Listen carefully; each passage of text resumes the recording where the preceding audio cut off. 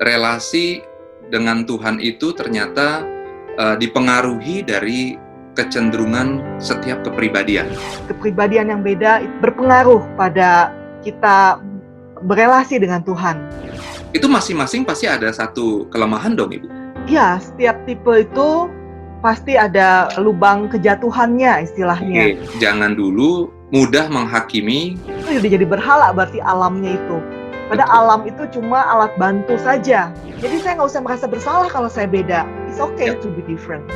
Kita juga bisa down dan akhirnya bisa jadi jauh relasi kita dengan Tuhan. Perlu berdoa minta kerinduan hati untuk bisa datang pada Dia. Minta anugerah untuk sekedar bisa menginginkan Dia.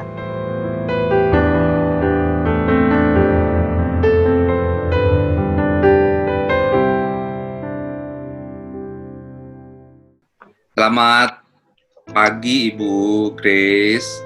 Selamat pagi. Senang sekali bisa berjumpa. Ibu apa kabar?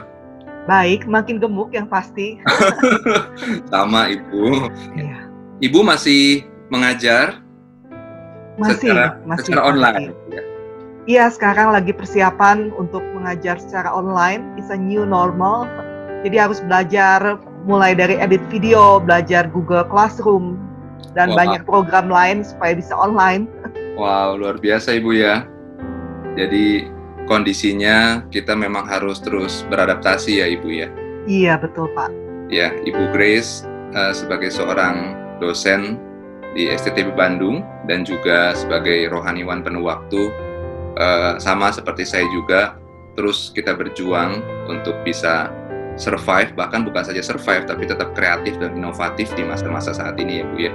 Iya, betul Pak. Tolong kita. Ibu, kan saya banyak belajar dari Ibu tentang spiritual nih, karena memang bidangnya Ibu salah satunya di dalam spiritual relation dengan Tuhan. Berbicara di masa-masa pandemi seperti ini, spiritual setiap kita, termasuk saya Ibu, kita terus mau berusaha selalu dekat sama Tuhan ya, dengan cara apapun Ibu. Tetapi ternyata di dalam kenyataannya Ibu ya, relasi dengan Tuhan itu dipengaruhi dari kecenderungan setiap kepribadian. Iya, ketika kita berelasi dengan satu sama lain aja, kita pasti punya kepribadian yang beda-beda kan? Iya. Kepribadian itu misalnya ada yang ekstrovert, jadi dapat tenaganya kalau ketemu orang. Tapi ada juga yang introvert. Berarti dia dapat tenaga itu kalau dia sendiri misalnya. Kalau pakai tipologi kepribadian MBTI, ada yang mikir dulu baru kerja, baru bertindak. Betul. Tapi ada orang yang gimana nanti. Jadi bertindak dulu baru mikir gitu. Nah, itu jadi ada kecenderungan kepribadian dari kita yang beda-beda. Oke. Dan Tuhan memang sudah menciptakan seperti itu. Oke. Jadi ketika kita berelasi dengan Tuhan pun, pasti hal itu akan mempengaruhi perbedaan itu. Makanya biasanya di dalam bidang spiritualitas, hal itu merupakan sesuatu yang cukup umum ya, bagaimana kepribadian yang beda itu kita bisa berpengaruh pada kita berelasi dengan Tuhan. Ada sebuah tipologi kontemporer yang cukup baik ya, itu yang dibuat bukunya oleh seorang penulis yang namanya Gary Thomas. Dia membuat sebuah buku yang judulnya Sacred Pathways. Yep. Jalan-jalan kudus. Yeah. Nah, di situ dia membagi 9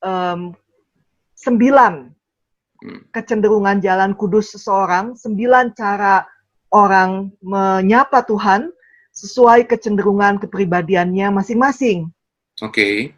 Jadi ada orang yang merasa bisa paling dekat sekali kalau dia itu berada di alam terbuka misalnya. Karena dia itu punya kecenderungan naturalis. Nah, tapi ada juga orang yang merasa bisa dekat sekali dengan Tuhan kalau misalnya serba sepi keadaannya. Sepi, tenang, nggak ada gangguan gitu ya. Karena mungkin dia tipe yang istilahnya Gary Thomas itu asketis. Tapi ada orang juga yang dia merasa dia dekat dengan Tuhan kalau dia turun ke jalanan. bertindak. Oke. Ya, karena dia itu tipe aktivis misalnya. Karena Ya. itulah cara dia berelasi dengan Tuhan lewat aktivitas. Tapi ada juga orang yang misalnya ini tipe intelektual, dia itu betul-betul merasa Tuhan dekat kalau misalnya dia mendapatkan pemahaman baru secara intelektual. Iya. Nah, jadi cara kita mengalami Tuhan juga beda-beda, tergantung kecenderungan kepribadian kita. Wow. Kurang lebih intinya seperti itu, Pak Regi. Luar biasa ya, Ibu. Tuhan ciptain kita dengan pribadi yang berbeda-beda dan juga dengan cara yang berbeda-beda juga kita di dalam berelasi dengan Tuhan ya. Tetapi kenyataan seperti ini berarti bisa untuk membuat kita semakin yakin bahwa kita jangan dulu mudah menghakimi setiap pribadi di dalam berelasi dengan Tuhan. Betul ya, Bu ya? Betul, Pak. Betul sekali. Betul sekali. Karena kebersamaan kita dengan keluarga dengan begitu lama, ya maksudnya dalam arti stay at home seperti ini, kita akan semakin kenal lagi, tanda petik ya Ibu ya, kenal lagi dengan anggota keluarga kita. Setiap anggota keluarga pun akhirnya kita saling bisa melihat, menilai, dan juga mungkin bisa saling menguatkan bagaimana relasi kita. Tetapi menurut dengan kenyataan yang ada tadi, masing-masing kita tetap tidak bisa dipaksakan dengan cara yang sama, betul Ibu ya? Iya, intinya setiap kita itu unik dan berbeda. Berarti dengan 9 tipe ataupun 9 sifat yang tadi Ibu sharingkan, itu masing-masing pasti ada satu kelemahan dong Ibu? Iya, setiap tipe itu pasti ada lubang kejatuhannya istilahnya. Iya. Misalnya kalau yang tadi yang naturalis ya, dia merasa dekat sekali kalau misalnya dia berada di alam. Nah, lubang kejatuhannya kalau dia jadi memberhalakan alam. Jadi kalau nggak ada di alam nih, kepaksa nih ada di rumah nih sekarang, berarti saya nggak dekat sama Tuhan. Nah, itu udah jadi berhala berarti alamnya itu. Padahal alam itu cuma alat bantu saja. Betul. Jadi sebetulnya kelemahannya itu adalah kalau kita jadi memberhalakan apa yang jadi kecenderungan kita. Wah, oke. Itu good point ya Ibu ya. Apalagi dalam kondisi ibadah di rumah begini Bu, kebanyakan ya tidak semua sih Ibu ya, kebanyakan para golongan senior, kaum senior itu merindukan sekali satu ritual di dalam ibadah dan gereja. Atau orang muda pun juga ada yang punya kecenderungan salah satu sifat seperti itu Bu ya, tipe tradisional Bu ya.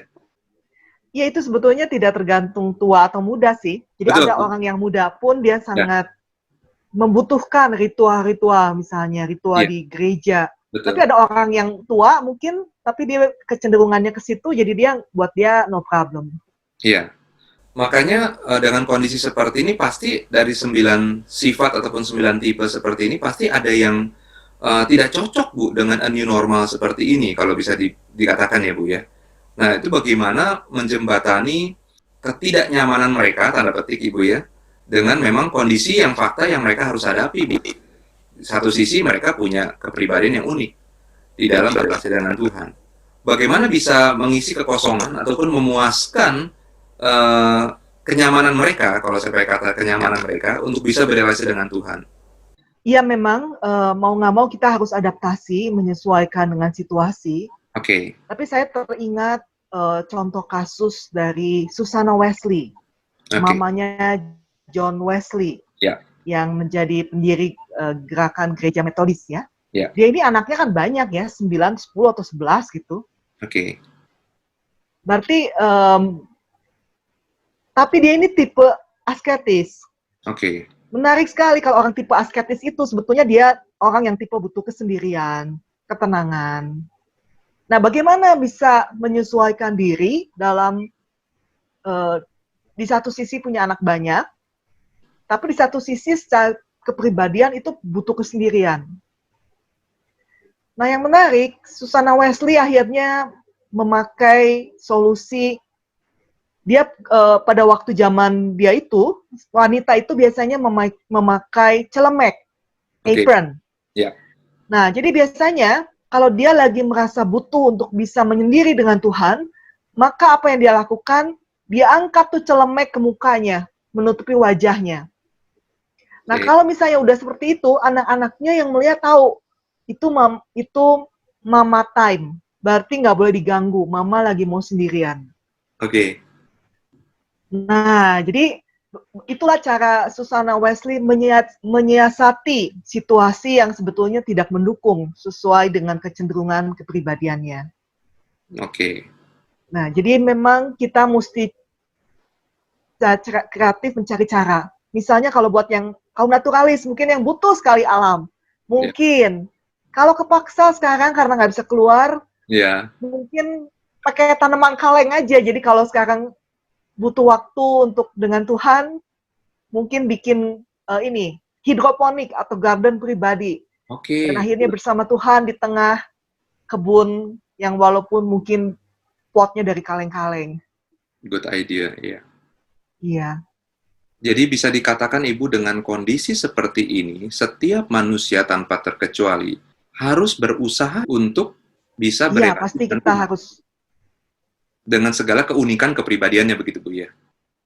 Iya, betul Pak. Betul. Karena permasalahannya yang kita hadapi dan kita alami Ibu, seringkali kita manusia yang mudah gampang menyerah Ibu. Begitu. Iya.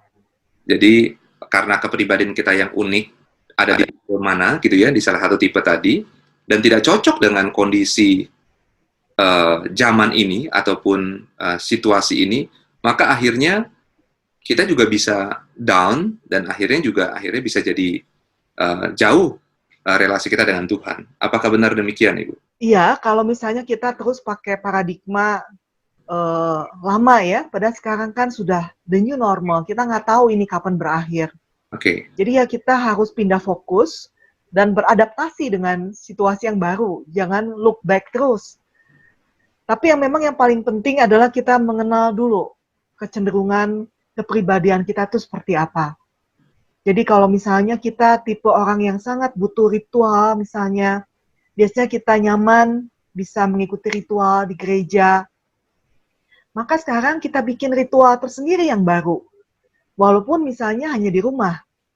Misalnya pada hari Minggu ketika kita nonton YouTube sekarang, kita tetap mengenakan pakaian yang baik, walaupun hanya di kamar tidur misalnya, atau di ruang tamu.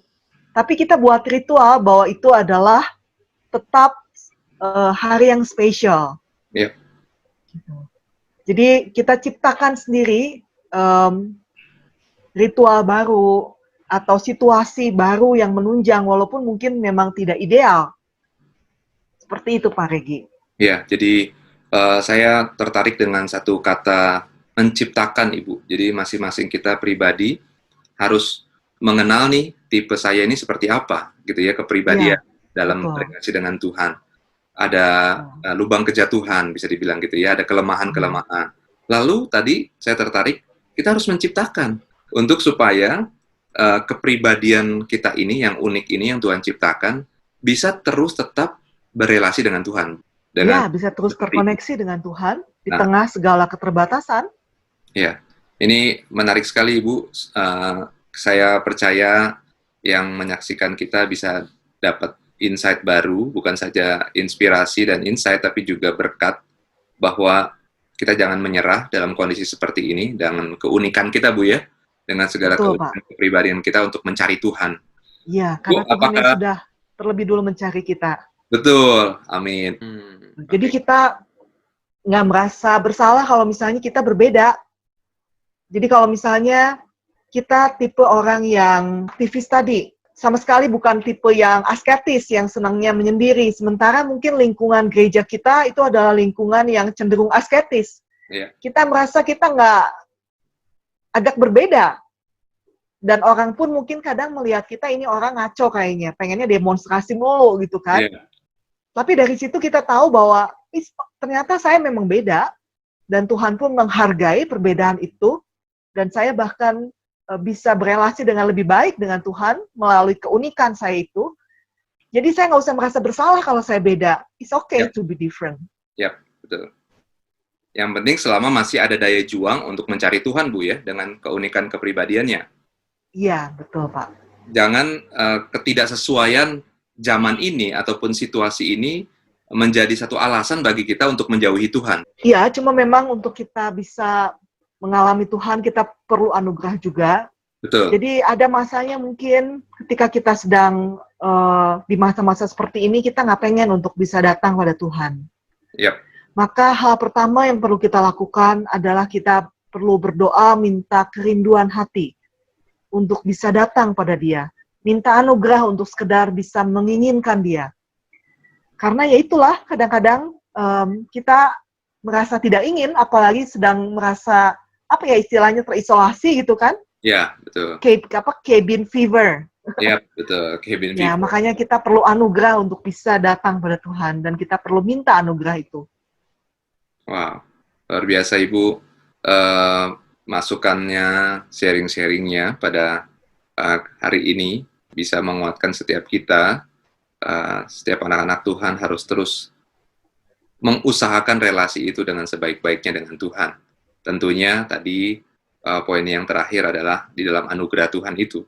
Tuhan sudah sangat mau dihampiri, dan bahkan Tuhan juga menghampiri kita lebih dulu, dan sudah sepatutnya kita juga harus mencari Tuhan dan menghampiri Dia. Ibu, terakhir Ibu, mungkin saya mau minta Ibu berikan satu pesan bagi gereja di saat-saat seperti ini. Kita kadang Bu ya, kadang bisa juga kehabisan akal Bu, untuk bagaimana menjaga kawanan domba Tuhan dengan cara seperti ini Bu. Kita terbatas kan Bu ya, sekarang kita nggak bisa ketemu tatap muka komunal, tapi dengan cara online kita selalu usahakan acara-acara online. Bagaimana pesan Ibu sebagai seorang yang menggumuli spiritual, begitu ya, yang menggumuli sifat-sifat manusia juga di dalam berelasi dengan Tuhan tentunya. Apa yang bisa gereja lakukan, Bu, untuk menjaga kawanan domba Tuhan, umat Tuhan, dalam hal relation with God? Inti dari spiritualitas Kristen itu memang adalah tentang restorasi relasi sebetulnya dengan Tuhan, dengan diri kita, dan dengan sesama.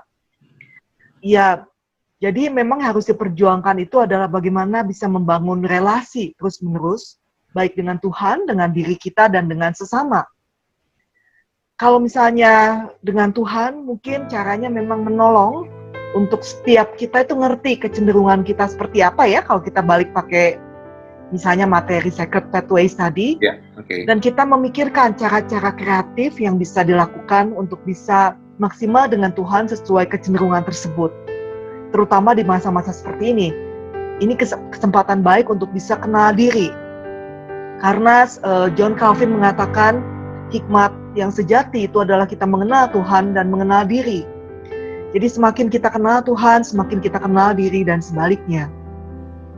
Saya percaya bahwa pengenalan akan Tuhan itu terjadi secara simultan. Ketika kita semakin kenal Tuhan, semakin kita kenal diri, semakin kita kenal diri, semakin kita kenal Tuhan. Dan ini mungkin adalah masa yang baik di tengah masa seperti ini untuk kita lebih mengenal diri kita, tapi juga lebih mengenal Tuhan. Mungkin itu satu cara, jadi tahu kecenderungan kita itu seperti apa, dan kita coba cari cara-cara praktisnya.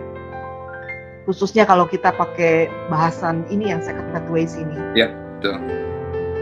Membantu untuk bisa kita lebih tahu mengenal diri seperti apa. Oke. Makasih banyak Ibu ya. Ini dengan obrolan-obrolan santai, singkat namun begitu padat, masukan dan juga bisa menambah kekuatan setiap kita, khususnya yang menyaksikan konten ini, biar tetap terus berjuang, berelasi dengan Tuhan. Dan ingat, bisa dikatakan menjadi kesimpulan bagi kita, setiap pribadi Tuhan ciptakan unik dan punya caranya tersendiri untuk berelasi dengan Tuhan. Begitu Ibu ya? Iya Pak. Jadi Pak, kita pakai caranya kita untuk selalu dekat dengan Tuhan. Tapi memang di dalam segala usaha kita butuh anugerah. Ya, kita minta Tuhan pimpin dan Tuhan berikan kekuatan untuk kita boleh terus mencari Tuhan. Iya Pak. Ibu Grace, terima kasih. Iya, sama-sama Pak. Waktunya yang sudah boleh berbagi. Tetap Tuhan pakai sebagai dosen, sebagai rohaniwan ya di Bandung dalam masa-masa seperti ini. Tetap semangat Bu ya.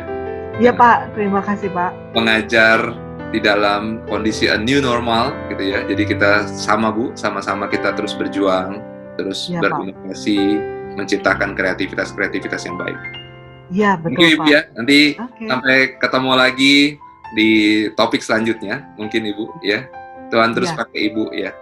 Iya. God bless Ibu ya. God God bless. bless you. Ya.